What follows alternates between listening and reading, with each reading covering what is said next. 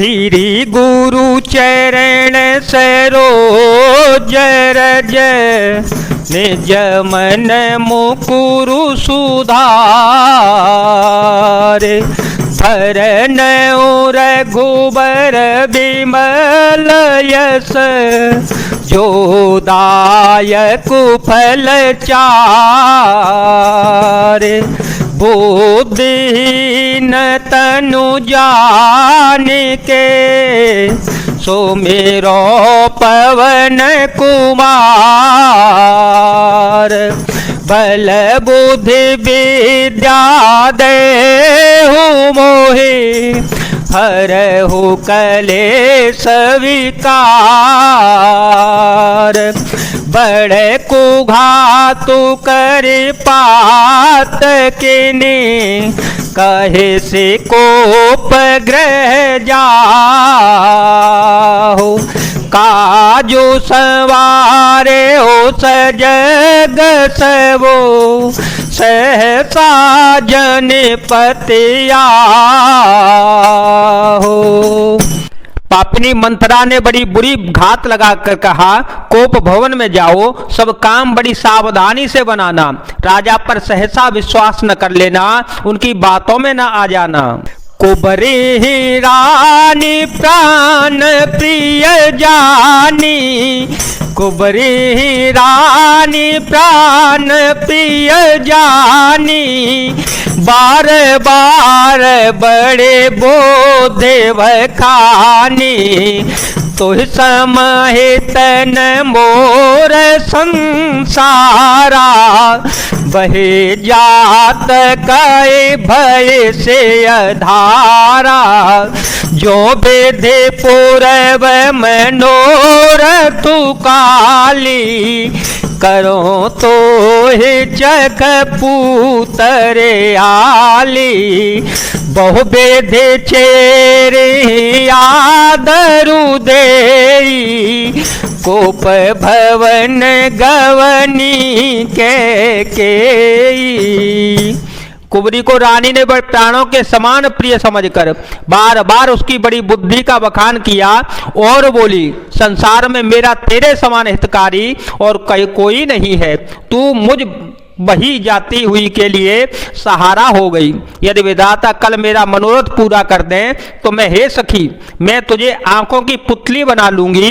इस प्रकार दासी को बहुत प्रकार तरह से आदर देकर के कई कोप भवन में चली गई। विपत्ति बीजू बरसारी तू चेरी, विपत्ति बीजू बरसारी तू चेरी, भुई भाई कोमति के कई केरी, पाए कपट जलो अंकुर जामा, बर दो दल दुख पल परिणामा, कोप समाजो साज सबु सोई, राजो करत निज कोमते बेगोई, राउर नगर कोलाहलु होई, यह को चाल कछु जानन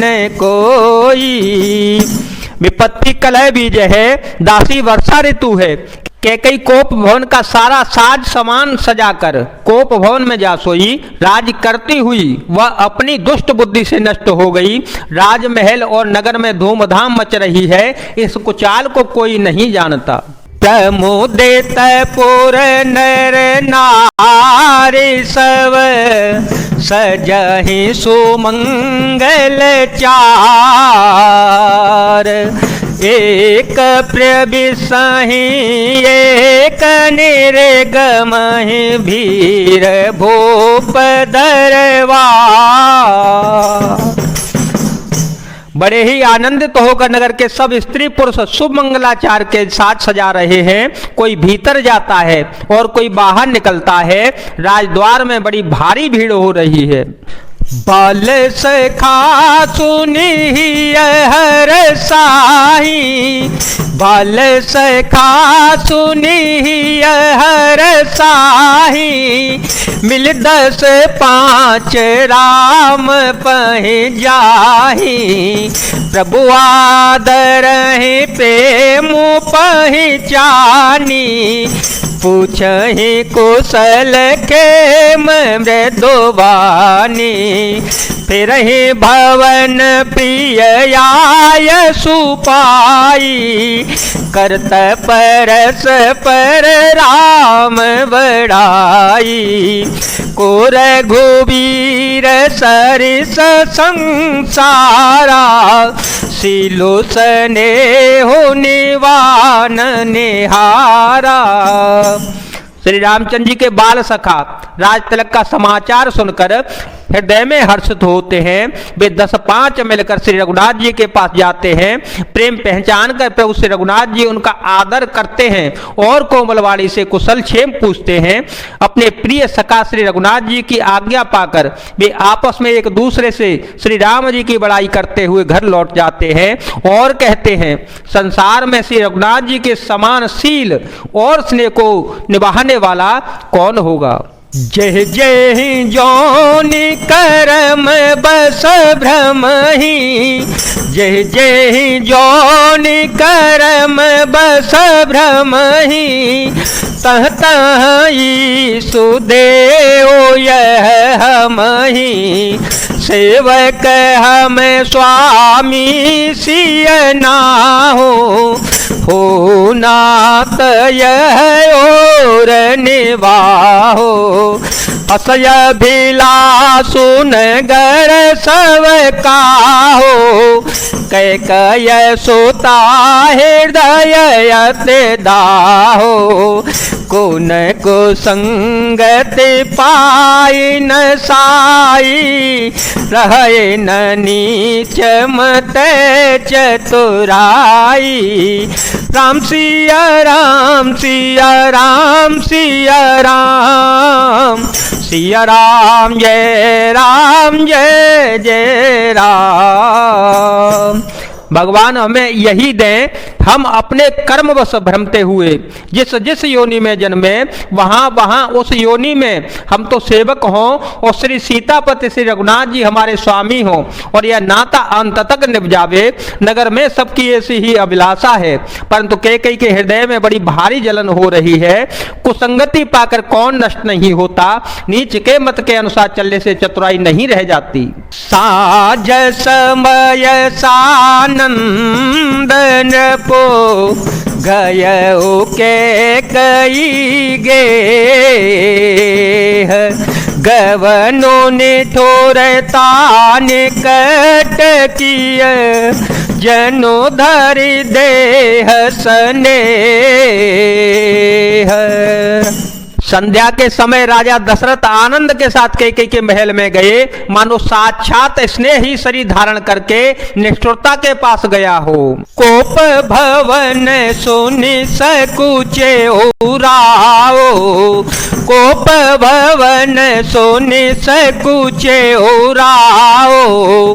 भय बस अगहोड़ पर न पाओ, सुरपति बसहे बावल जाके।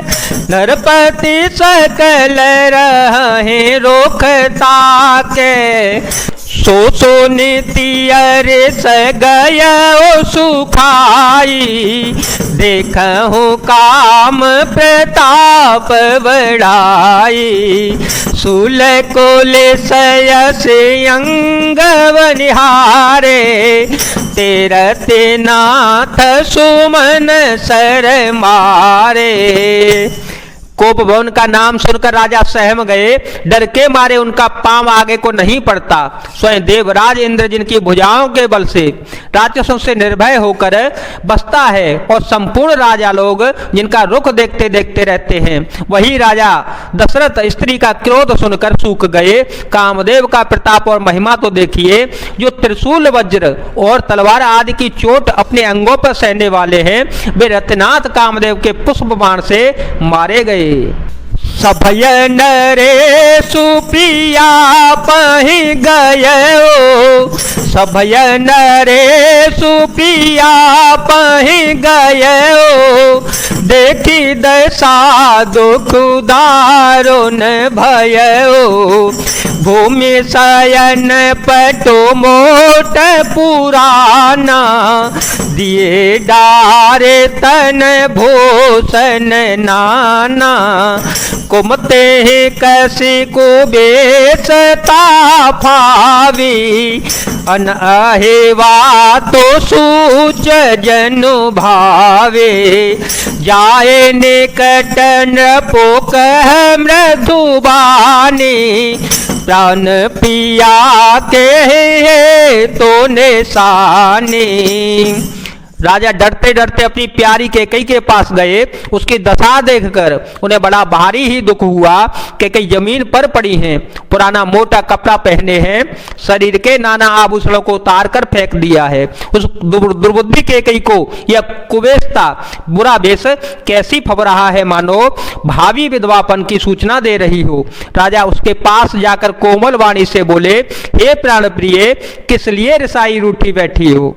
के हे तू रानी रिसाने पर सत पाने पते निवार, मान हो सरोस भोअंग भामिन बेसम भाते निहार, दो वासना रसना दसन बर मरम ठार देखई, तुलसी नृपति भवत व्यतावस काम कौतुक लेखई। हे रानी, किस लिए रूठी हो? यह कहकर राजा उसे हाथ से स्पर्श करते हैं तो वह उनके हाथ को झटक कर हटा देती है और ऐसे देखती है मानो क्रोध से भरी हुई नागिन क्रूर दृष्टि से देख रही हो। दोनों वरदानों की वासनाएं उस नागिन की दो जीभ हैं और दोनों वरदान दांत हैं। वह काटने के लिए मर्म स्थान देख रही है। तुलसीदास जी कहते हैं कि राजा दशरथ होनहार के वश में होकर इसे इस प्रकार हाथ झटकते हैं और नागिन की भांति देखने को कामदेव की क्रीड़ा ही समझ रहे हैं। बार बार कह राओ सुमुखी सुलोचन पिक वचन, कारण मोहि सुनाओ, गज गामिनी निज कोप कर। राजा बार बार कह रहे हैं, सुमुखी, हे सुलोचनी, हे कुकुलवैनी, हे गजगामिनी, मुझे अपने क्रोध का कारण तो सुना दे।